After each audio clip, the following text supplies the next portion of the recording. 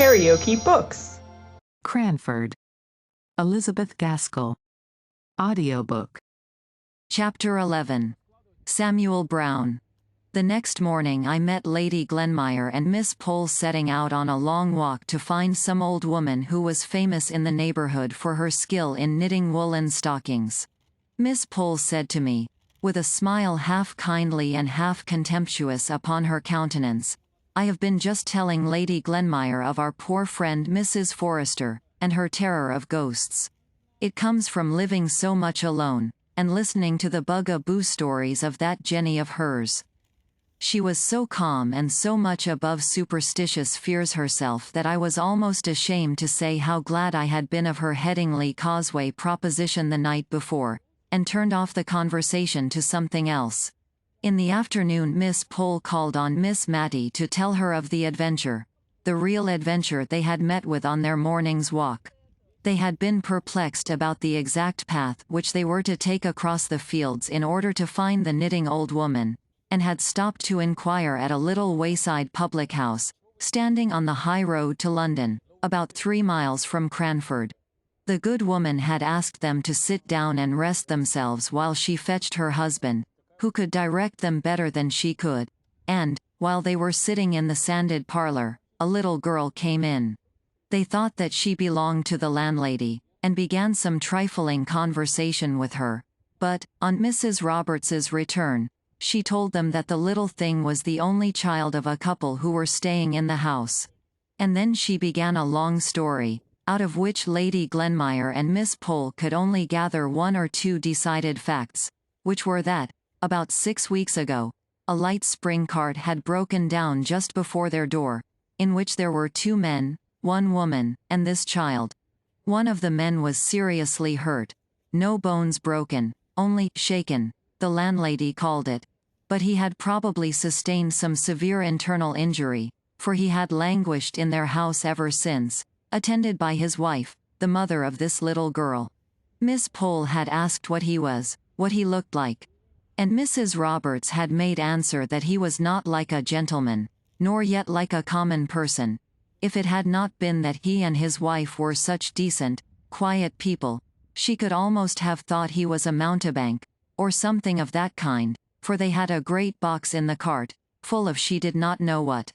She had helped to unpack it, and take out their linen and clothes, when the other man, his twin brother, she believed he was, had gone off with the horse and cart. Miss Pole had begun to have her suspicions at this point, and expressed her idea that it was rather strange that the box and cart and horse and all should have disappeared. But good Mrs. Roberts seemed to have become quite indignant at Miss Pole's implied suggestion. In fact, Miss Pole said she was as angry as if Miss Pole had told her that she herself was a swindler.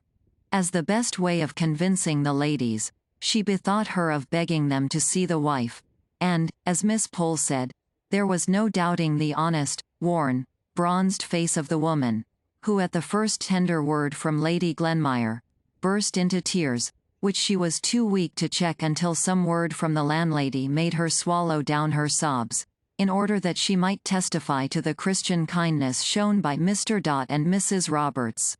Miss Pole came round with a swing to as vehement a belief in the sorrowful tale as she had been skeptical before, and, as a proof of this, her energy in the poor sufferer's behalf was nothing daunted when she found out that he, and no other, was our Signor Brunoni, to whom all Cranford had been attributing all manner of evil this 6 weeks past. Yes. His wife said his proper name was Samuel Brown. Sam, she called him, but to the last we preferred calling him the Signor. It sounded so much better. The end of their conversation with the Signora Brunoni was that it was agreed that he should be placed under medical advice, and for any expense incurred in procuring this Lady Glenmire promised to hold herself responsible, and had accordingly gone to Mr. Hoggins to beg him to ride over to the Rising Sun that very afternoon, and examine into the Signor's real state, and, as Miss Pole said, if it was desirable to remove him to Cranford to be more immediately under Mr. Hoggins's eye, she would undertake to see for lodgings and arrange about the rent. Mrs. Roberts had been as kind as could be all throughout, but it was evident that their long residence there had been a slight inconvenience. Before Miss Pole left us, Miss Matty and I were as full of the morning's adventure as she was. We talked about it all the evening, turning it in every possible light, and we went to bed anxious for the morning, when we should surely hear from someone what Mr. Hoggins thought and recommended. For, as Miss Matty observed, though Mr. Hoggins did say, "Jack's up, a fig for his heels," and called preference, pref.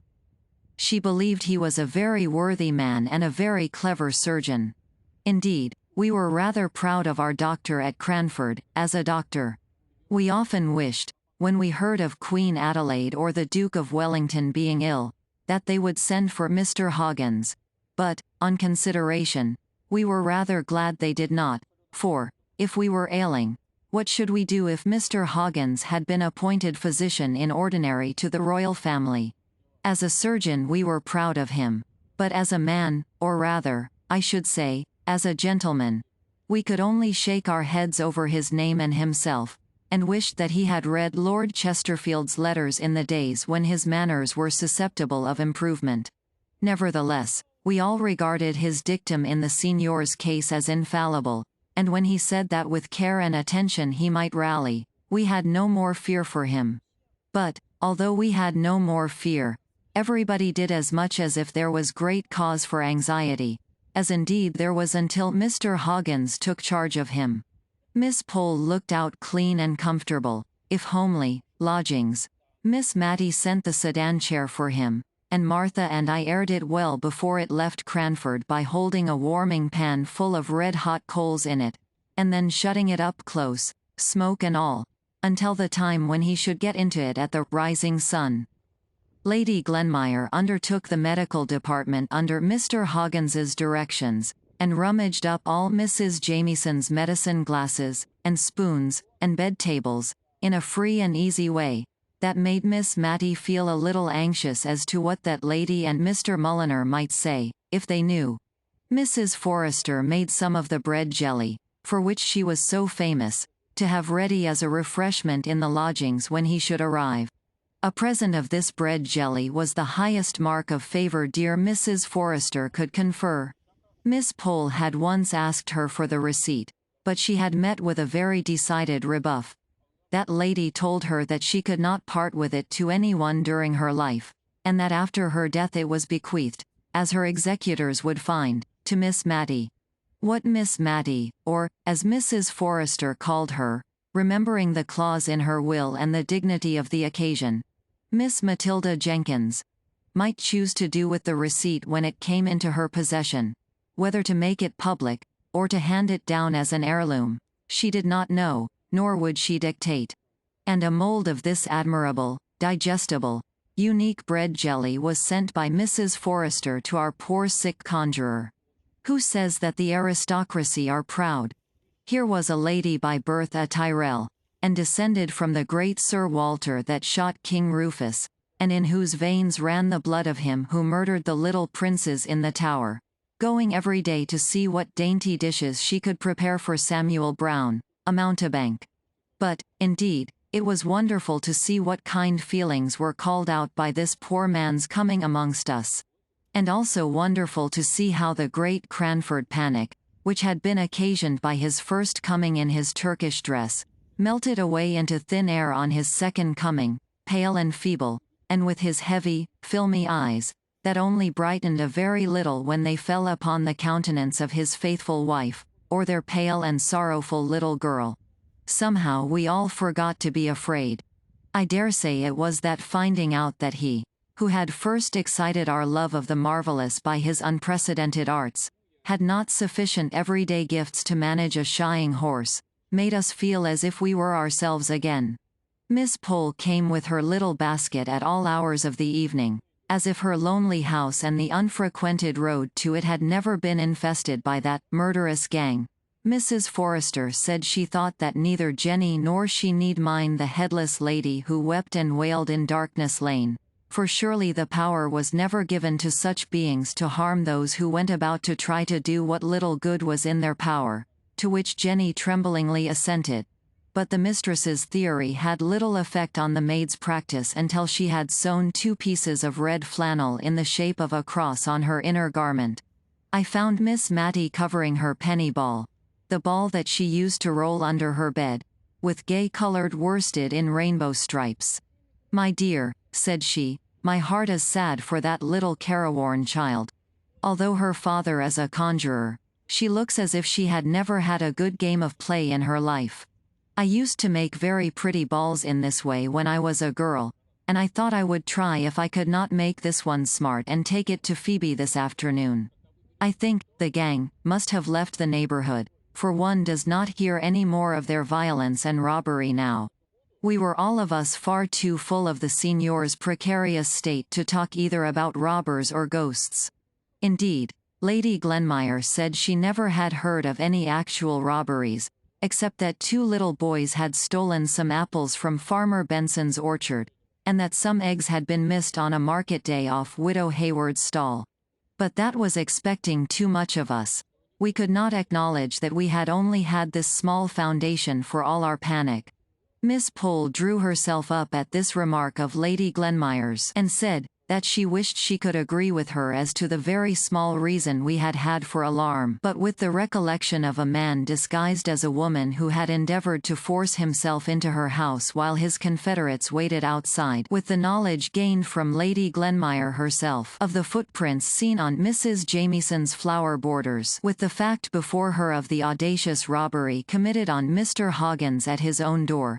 But here Lady Glenmire broke in with a very strong expression of doubt as to whether this last story was not an entire fabrication founded upon the theft of a cat. She grew so red while she was saying all this that I was not surprised at Miss Pole's manner of bridling up, and I am certain, if Lady Glenmire had not been her ladyship, we should have had a more emphatic contradiction than the "well, to be sure," and similar fragmentary ejaculations. But when she was gone, Miss Pole began a long congratulation to Miss Mattie that so far they had escaped marriage, which she noticed always made people credulous to the last degree.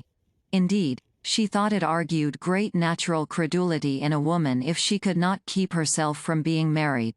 And in what Lady Glenmire had said about Mr. Hoggins's robbery we had a specimen of what people came to if they gave way to such a weakness. Evidently Lady Glenmire would swallow anything if she could believe the poor vamped-up story about a neck of mutton and a pussy with which he had tried to impose on Miss Pole, only she had always been on her guard against believing too much of what men said. We were thankful, as Miss Pole desired us to be, that we had never been married. But I think, of the 2, we were even more thankful that the robbers had left Cranford. At least I judge so from a speech of Miss Mattie's that evening, as we sat over the fire, in which she evidently looked upon a husband as a great protector against thieves, burglars, and ghosts, and said that she did not think that she should dare to be always warning young people against matrimony, as Miss Pole did continually. To be sure, marriage was a risk, as she saw. Now she had had some experience, but she remembered the time when she had looked forward to being married as much as anyone. "Not to any particular person, my dear," said she, hastily checking herself up, as if she were afraid of having admitted too much. "Only the old story, you know, of ladies always saying, 'When I marry,' and gentlemen, 'if I marry.'" It was a joke spoken in rather a sad tone, and I doubt if either of us smiled. But I could not see Miss Mattie's face by the flickering firelight. In a little while she continued. "But, after all, I have not told you the truth. It is so long ago, and no one ever knew how much I thought of it at the time, unless, indeed, my dear mother guessed. But I may say that there was a time when I did not think I should have been only Miss Mattie Jenkins all my life. For even if I did meet with anyone who wished to marry me now, and, as Miss Pole says, one is never too safe, I could not take him.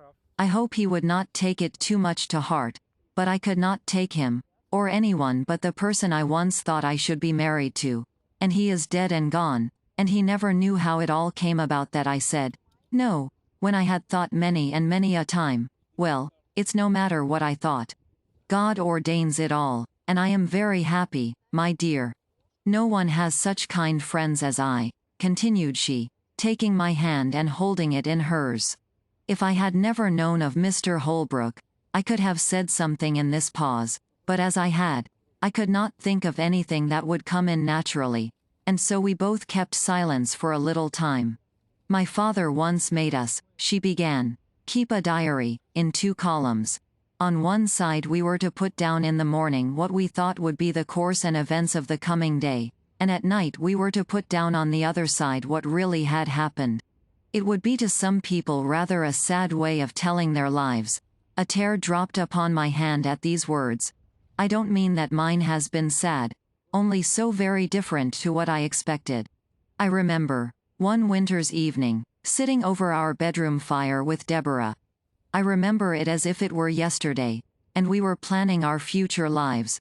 Both of us were planning, though only she talked about it.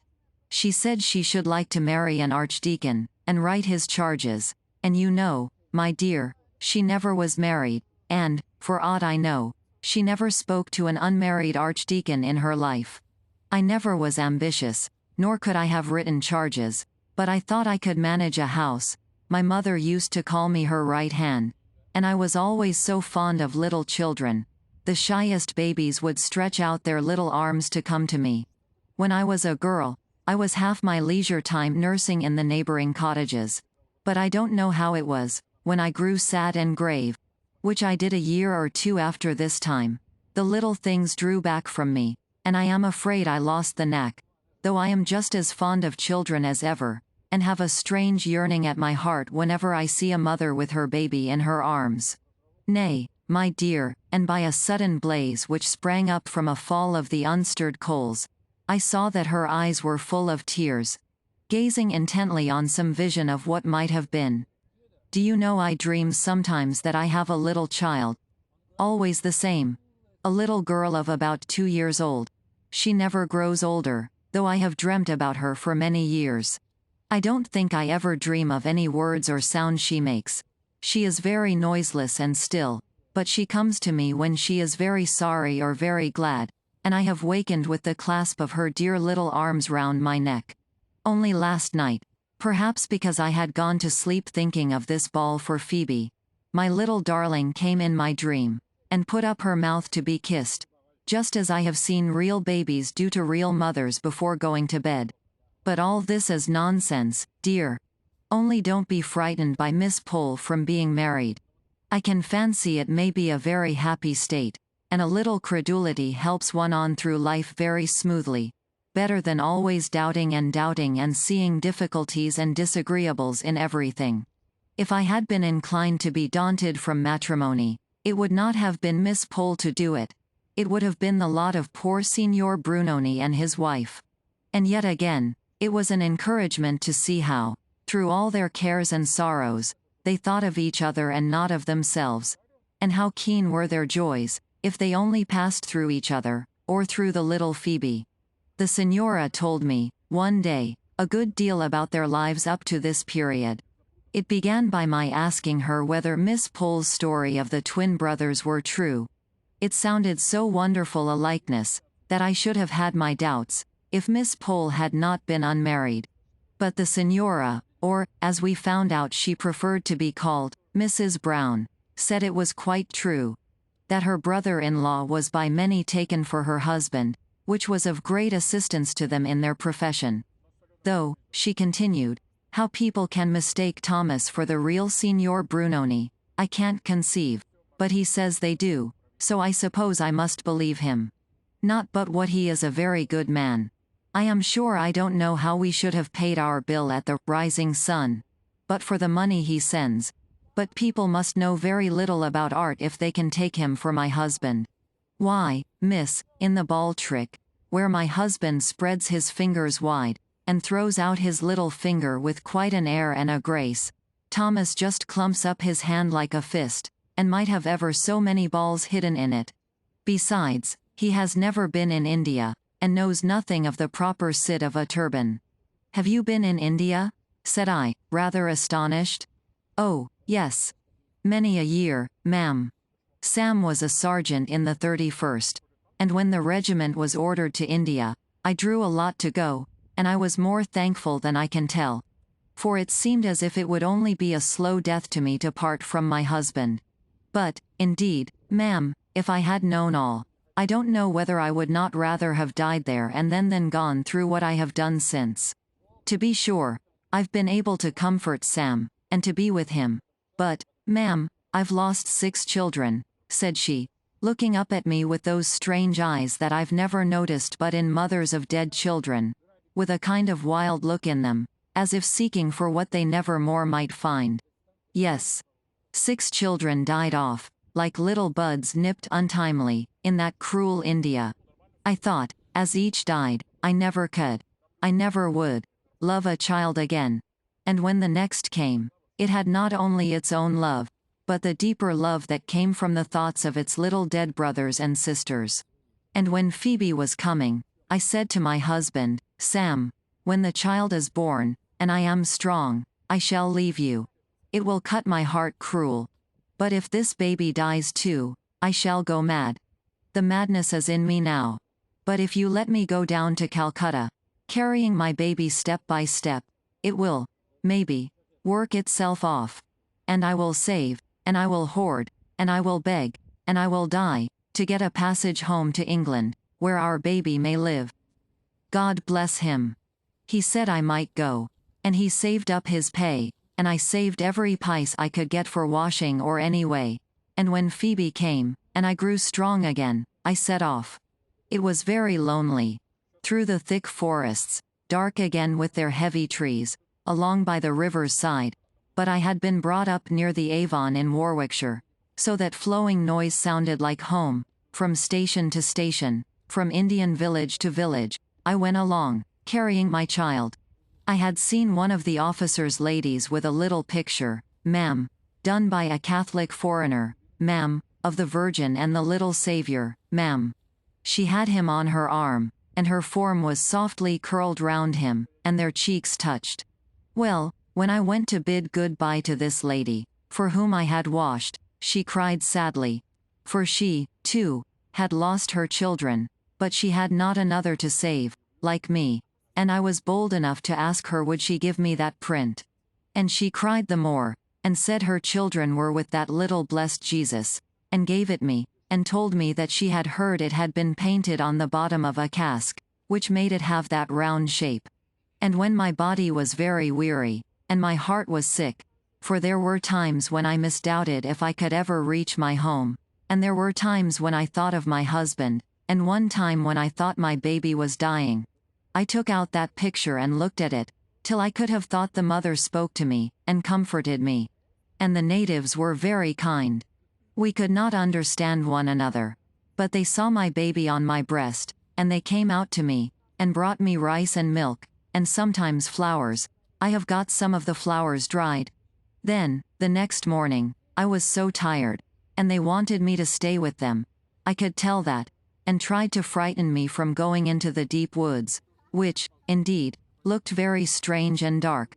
But it seemed to me as if death was following me to take my baby away from me, and as if I must go on, and I thought how God had cared for mothers ever since the world was made, and would care for me. So I bade them good-bye, and set off afresh. And once when my baby was ill, and both she and I needed rest, he led me to a place where I found a kind Englishman lived, right in the midst of the natives. And you reached Calcutta safely at last? Yes, safely. Oh. When I knew I had only 2 days' journey more before me, I could not help it, ma'am. It might be idolatry, I cannot tell, but I was near one of the native temples, and I went into it with my baby to thank God for his great mercy. For it seemed to me that where others had prayed before to their God, in their joy or in their agony, was of itself a sacred place. And I got as servant to an invalid lady, who grew quite fond of my baby aboard ship. And, in 2 years' time, Sam earned his discharge, and came home to me, and to our child. Then he had to fix on a trade, but he knew of none. And once upon a time, he had learned some tricks from an Indian juggler. So he set up conjuring, and it answered so well that he took Thomas to help him, as his man, you know, not as another conjurer. though Thomas has set it up now on his own hook. But it has been a great help to us, that likeness between the twins, and made a good many tricks go off well that they made up together. And Thomas is a good brother, only he has not the fine carriage of my husband, so that I can't think how he can be taken for Signor Brunoni himself, as he says he is. Poor little Phoebe, said I, my thoughts going back to the baby she carried all those 100 miles. Ah, you may say so. I never thought I should have reared her, though, when she fell ill at Chundarabadad, but that good, kind Aga Jenkins took us in, which I believe was the very saving of her. Jenkins, said I. Yes, Jenkins. I shall think all people of that name are kind. For here is that nice old lady who comes every day to take Phoebe a walk. But an idea had flashed through my head. Could the Aga Jenkins be the lost Peter? True, he was reported by many to be dead. But, equally true, some had said that he had arrived at the dignity of Great Lama of Thibet. Miss Mattie thought he was alive. I would make further inquiry. If you liked what you heard, please subscribe to the channel.